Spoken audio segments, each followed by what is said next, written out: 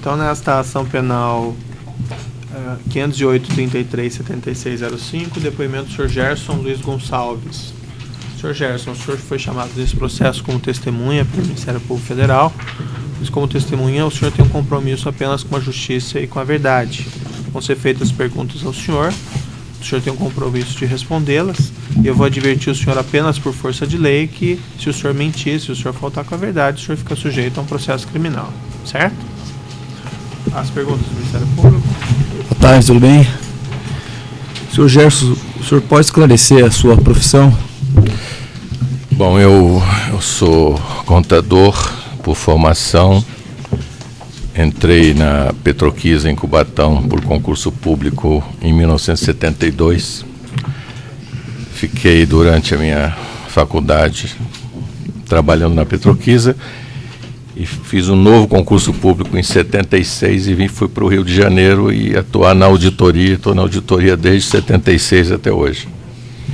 Da Petrobras? Na Petrobras. O senhor participou da comissão interna de apuração da refinaria Abreu e Lima? Abreu e Lima, sim. O senhor lembra quais foram as constatações dessa comissão interna? Olha, de cabeça assim é difícil, mas ocorreram várias. O que está mais na minha mente é que foram contratações precipitadas, houve uma agilização muito grande no processo de contratação e essa agilização resultou em um descompasso nas contratações que resultaram em atrasos ou seja, o desdobramento quando posso dar um exemplo assim, você compra um apartamento e resolve, precisa de uma reforma.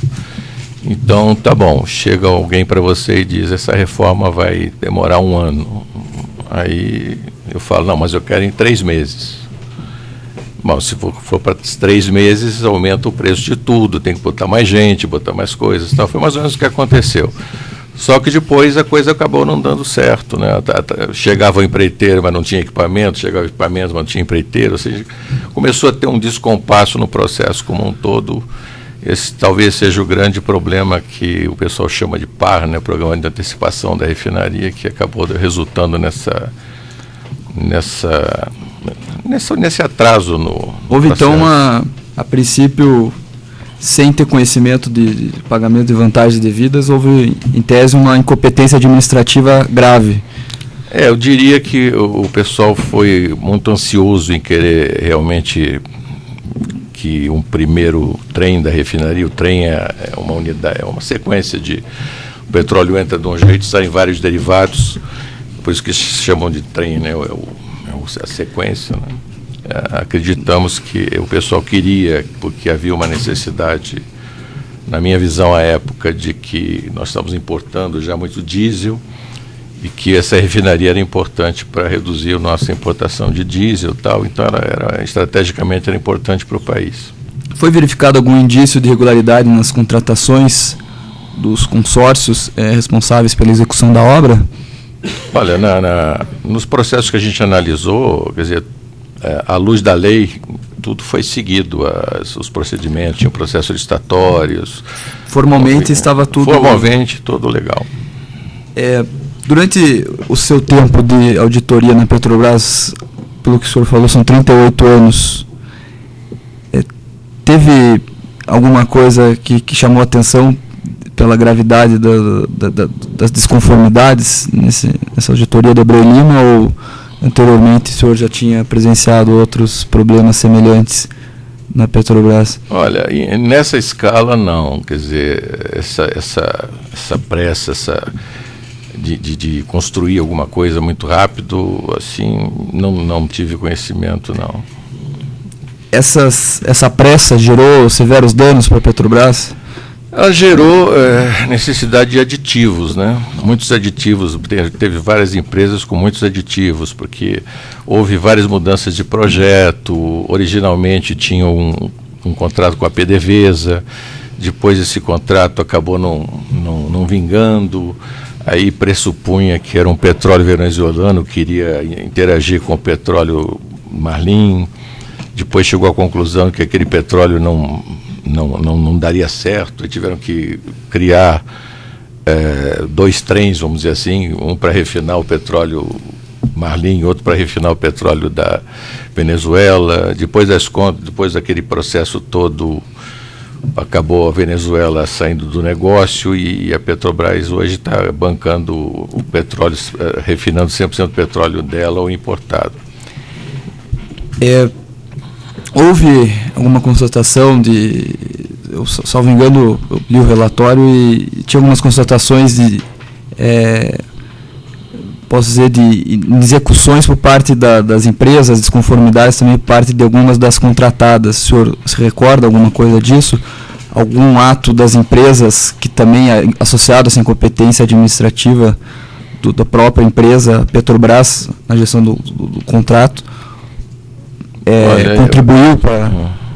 Eu acho que eu recorde, ocorreram os processos licitatórios, eram preços excessivos, porque havia uma série de exigências.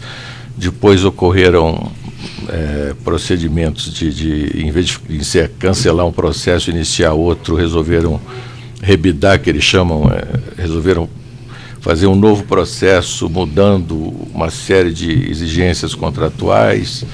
E essas mudanças resultaram na diminuição do valor dos contratos, mas mesmo com a diminuição ainda ficavam acima, em algumas situações, do valor estimado da Petrobras. Aí fazia um novo processo, fazendo com que as mesmas empresas tivessem que rebaixar preços.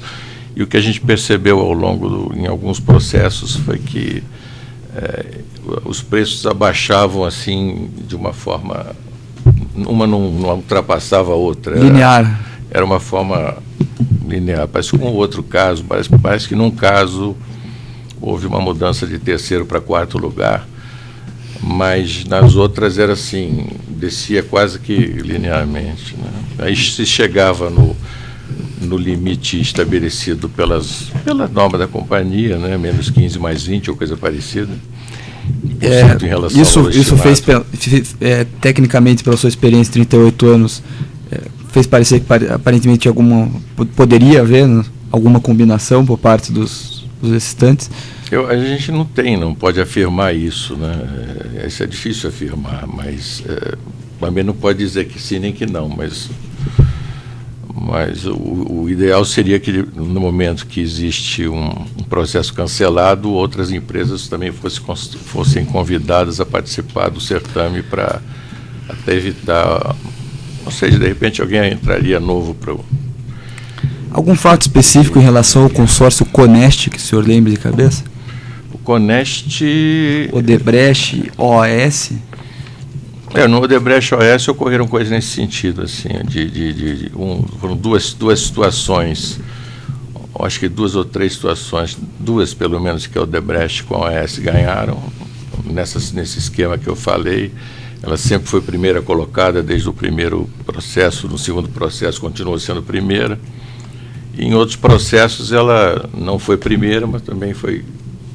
Outra empresa ganhou e ela foi segunda do início ao fim, ou terceira do início ao fim. Coisa nesse sentido, assim, mais ou menos. Em relação aos funcionários da Petrobras, foi identificada alguma falta administrativa em relação a alguma pessoa específica? Não. A gente... Ou seja, teria que ver no relatório, eu não recordo não, mas aparentemente não, seriam só o rito processual eventualmente não cumprido, né? Eu agradeço e não tenho mais perguntas, Excelência. Dos defensores, perguntas? Eu tenho poucas, Excelência. Boa tarde, doutor Gerson. Pela sua experiência, o senhor pode nos informar como se iniciavam e tramitavam dentro da Petrobras os processos de formação de contratos aditivos até a aprovação? Contratos aditivos? De aditivos e contratos. Regional? Sim, os aditivos eles eram pleiteados em função de mudança do projeto, alterações, tal. Muitas vezes, e o processo a comissão era instalada, instaurada a comissão, a própria comissão do contrato original, analisava os pleitos e levava para aprovação. O senhor tem condição de descrever órgãos, setores da Petrobras em que tramitava o pedido de aditivo?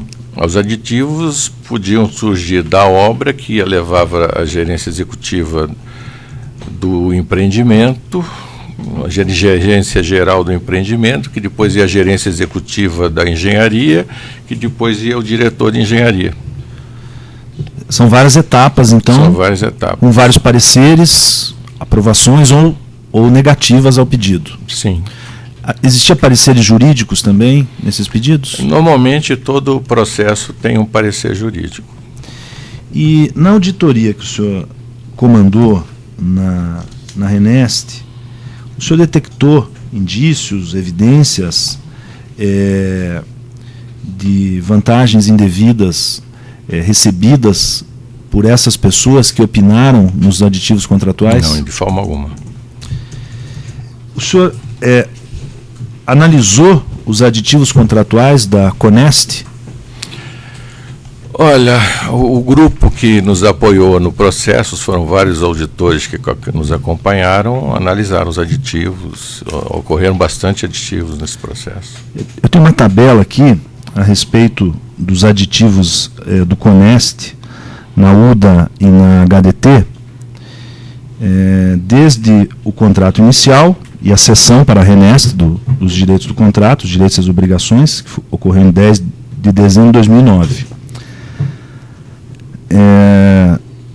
No primeiro deles, o valor do contrato da UDA era de R$ 1.485.103.583,21. Em abril de 2012, com os aditivos ao contrato, o valor decresceu para R$ 1.481.582.282,10, ou seja, os aditivos contratuais do consórcio Conest na UDA até abril de 2012 levaram a uma desoneração da obra em aproximadamente R$ 3,5 milhões de reais. O senhor teve esse fato, se recorda disso? Não, de cabeça eu não lembro não, mas os aditivos eles não necessariamente implicam em acréscimo de valor. Eles podem ser em acréscimo de prazo, redução de escopo, supressão de algum equipamento, ou seja, vários aditivos podem elevar ou diminuir o valor do contrato, inclusive estendê-lo em termos de prazo. Vou fazer menção então ao contrato do HDT, da Conest, porque ele tem valores maiores. Desde o início do contrato até abril de 2012, houve uma redução de R$ 12.863.000. E se nós fizermos esse cálculo até dezembro de 2011, teremos uma redução de 52 milhões no valor do contrato. Em relação ao HDT, chegou a ter uma atenção maior também sobre a redução do valor ou não? Não, porque a gente focou mais, a nossa preocupação nesse trabalho da RENEST foi focar nos processos de contratação. Perfeito. Até o momento em que a contratação foi aprovada. Os aditivos a gente só procurou verificar a natureza deles e os valores envolvidos. Tá. Bom, dito aqui que nós tivemos esses valores que diminuíram o custo da obra da RENEST até abril de 2012, eu pergunto se o senhor se recorda a data em que os diretores Renato Duque e Paulo Roberto Costa saíram da Petrobras? Eu não recordo, acho que foi por 2012, por aí, né?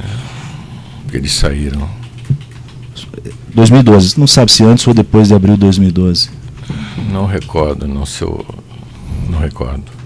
Eu sei que foi nessa faixa aí. O senhor pode nos informar? Eu sinceramente não sei quais foram os diretores que sucederam Paulo Roberto Costa e Renato Duque nas suas respectivas diretorias? O Renato Duque foi o Figueiredo, diretor Figueiredo, e o Paulo Roberto, o diretor Cossenza.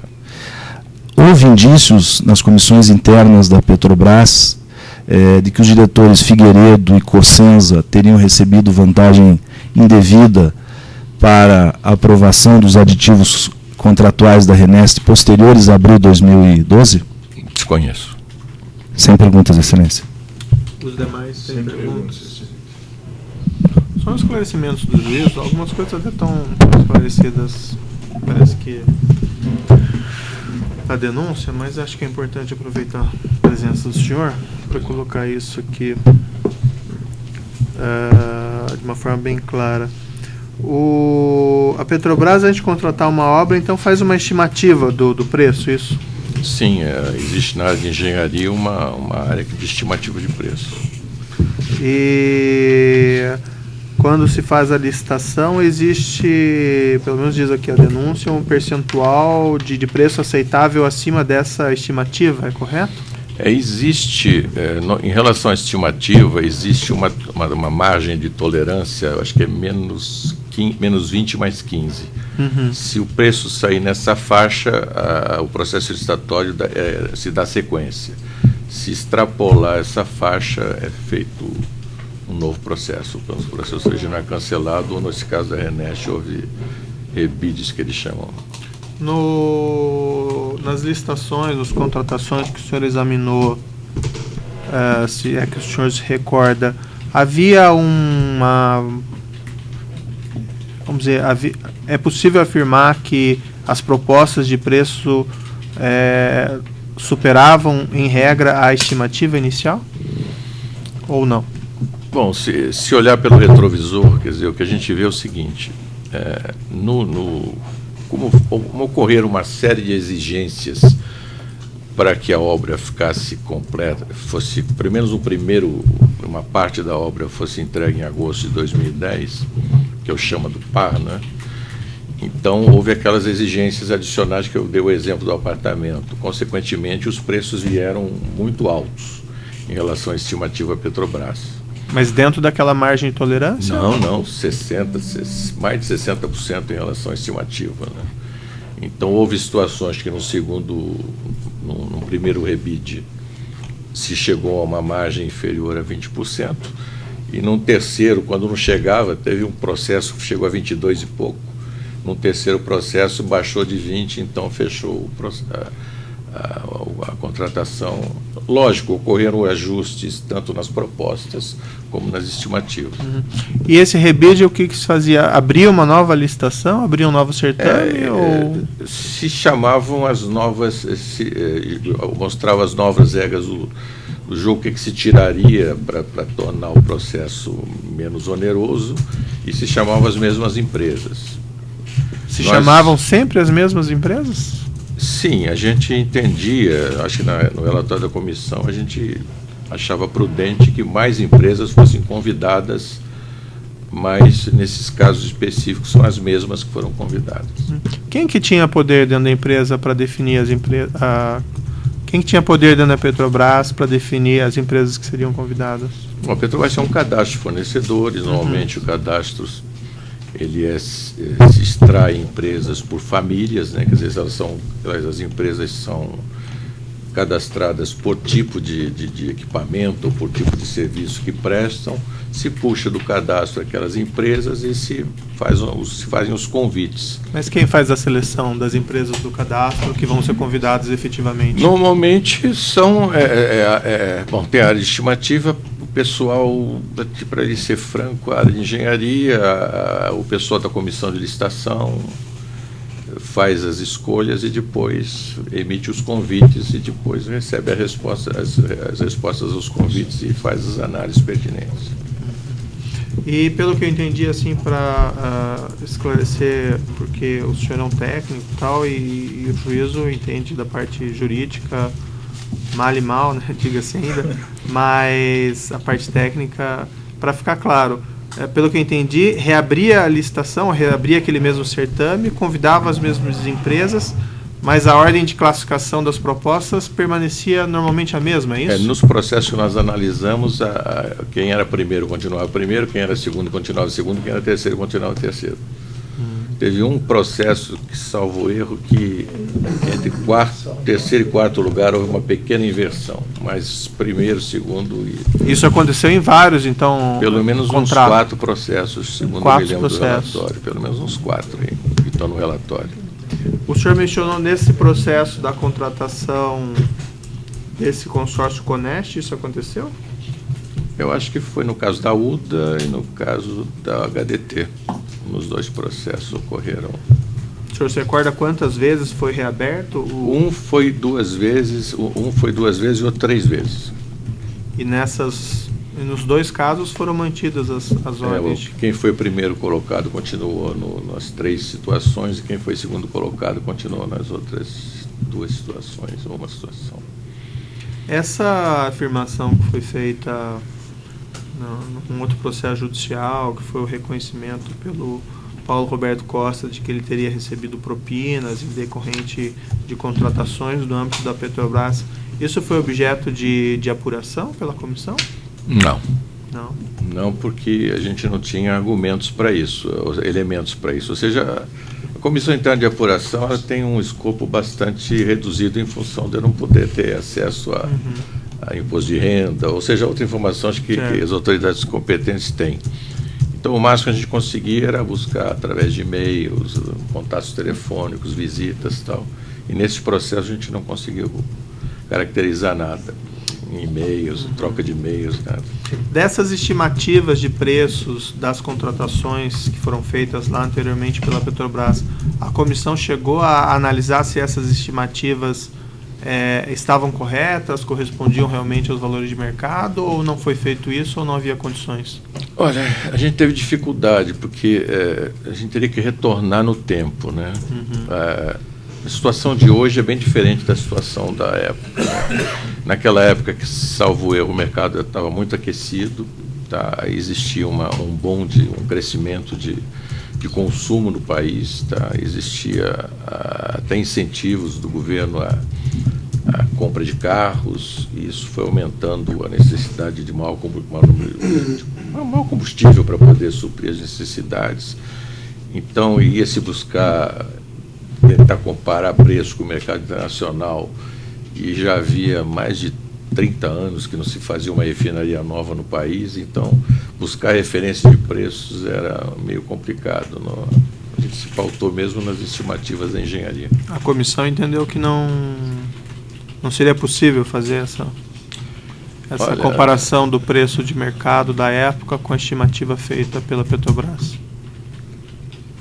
Se tivéssemos mais tempo, talvez pudéssemos fazer alguma coisa nesse sentido. Foi o que se tentou fazer agora. Seria algo muito complexo, talvez. Mas seria bastante complexo para nós. Teríamos que fazer uso de alguma empresa especialista nesse tipo de análise. São esses só esclarecimentos do juízo, então declaro encerrado o depoimento do senhor Gerson Luiz Gonçalves. Pode interromper?